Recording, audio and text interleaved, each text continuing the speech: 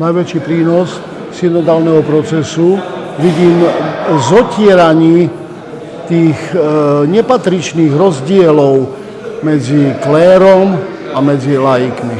Pretože my sme sa častokrát v dejinách cirkvi báli laikov a laici mali taký nepatričný odstup od kléru a to nie je dobré.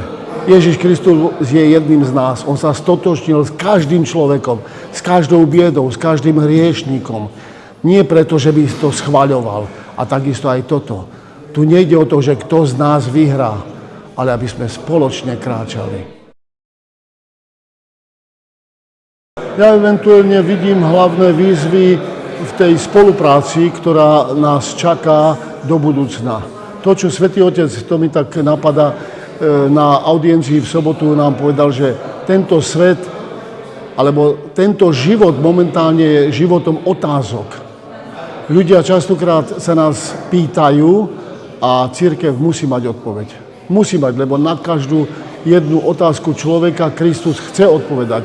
Nie, že, jak to býva v rodinách, chod za mamou, alebo chod za ockom, ten ti to vysvetlí. Nie, cirkev nikoho neposiela preč.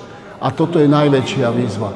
Kiež by sme vždycky v tej spolupráci laikov, aj nás, biskupov a kňazov, vždy sa poradili a vedeli skutočne odpovedať svetu na tú otázku existencie života, zmyslu života, lebo toto je veľmi dôležitá vec. Aby sme to najprv v prvom rade mali vysvetlené, alebo vyriešené my sami pre seba a potom môžeme dať správnu odpoveď. Že Ježiš Kristus zachránil mňa, potom môžem ukázať smer, že on je záchranca.